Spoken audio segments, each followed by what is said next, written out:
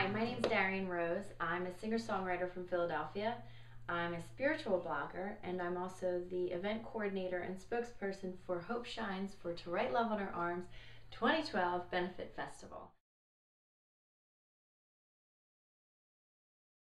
What I wanted to start doing was these video blogs to sort of start to inform people about depression, about everything that comes with it, healthy coping skills, things like that. What I really want to do is teach people an understanding, and through an understanding, compassion.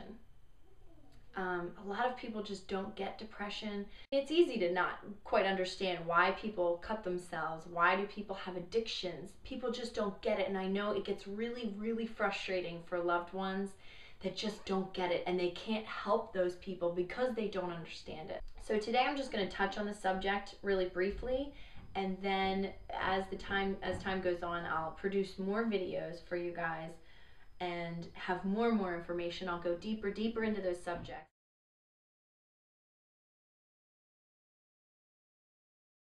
Depression, one, is something that I dealt with for about 13 years. And I still see a therapist. I still talk about my issues every day. I journal. I do the whole thing. It's my emotions, and honestly my happiness is literally top priority every day of my life. For someone going through depression, I want to explain what they're feeling and maybe how they got to that point and why maybe you can't understand it, or some people can't understand you if you're going through it.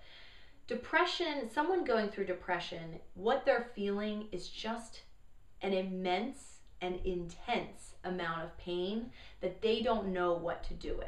Somewhere along the line, there was a major lack of love, whether it had been a parent not showing them the love that they needed, maybe not knowing or not really having enough love for themselves, and that was sort of the example. I know that there's a lot of times when an outsider is looking into someone that is depressed, they're looking at their life as a whole and going, well, what do they have to be depressed about? I mean, they seem like they just go through normal things in life, you know?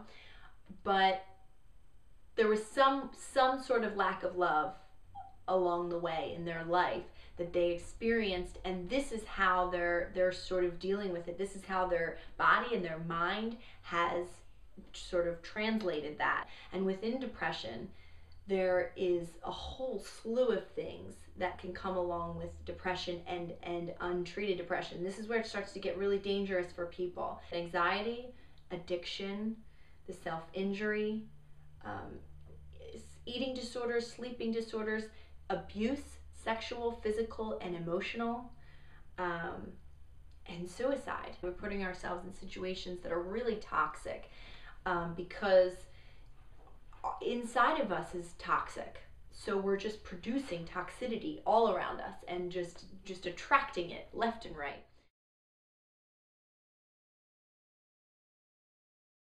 The reason people acquire addictions and feed their addictions and continue to do so is because they have this pain, and all they want to do is be freed from it, is escape from that pain.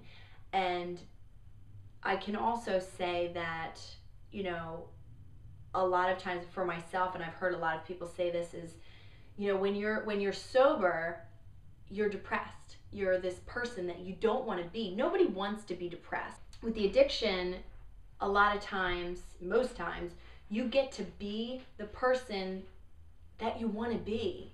You get to be this happy, fun-loving, carefree person because you don't know, you can't see your problems, you can't feel your pain anymore.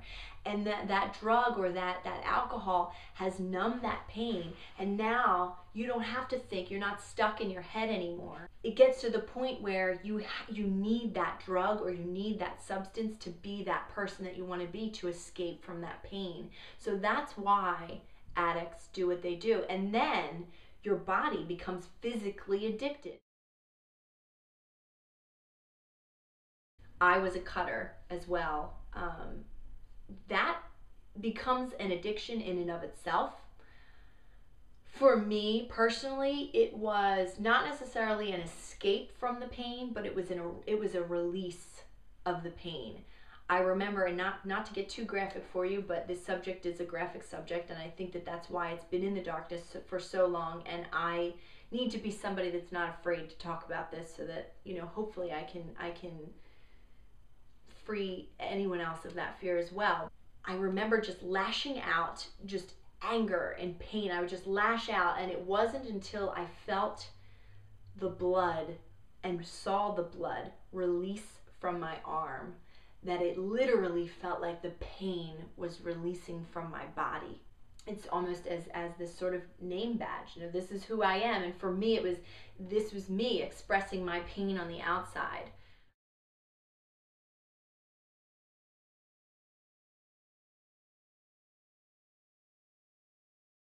When I was going through this depression, I sought out love in things that weren't love. When I got that sort of sexual attention from guys, I felt loved, I felt wanted, and it was always empty. I always realized at the end that it was an empty feeling, but I chased that feeling of love. You know, depression is a lack of love, and that's all we want is love. That's it. We just want love. We want to know that somebody loves us and we matter. But there are a lot of young girls that don't even recognize sexual abuse when it's literally right in front of them. You know, these men were taking so much from me, and because I wanted that love so bad, it was a sacrifice that I was willing to make, but it just broke me down each time. It literally felt like a little piece of me died every time I gave my body to that man. This is something that was a result of my depression. This is another thing that depressed young kids can do, and adults. I did it as an adult as well, and then that can lead into so many horrible, horrible things.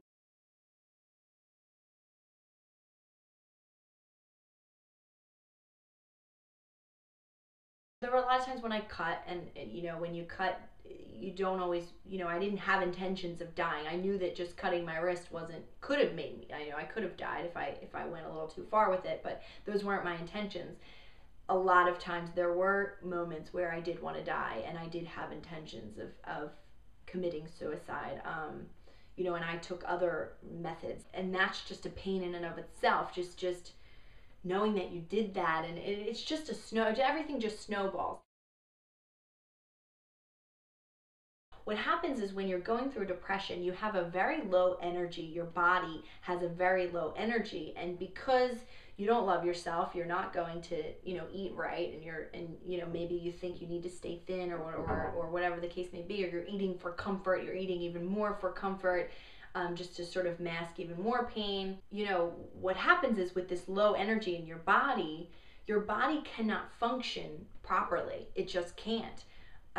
So for me, that turned into, you know, insomnia, sleeping disorders, oversleeping, undereating, overeating, you know, whatever. And that's what happens to our bodies. And then when your body is not fed properly, is not nourished, then your mind starts to go a little crazy. It's just a whole big cycle.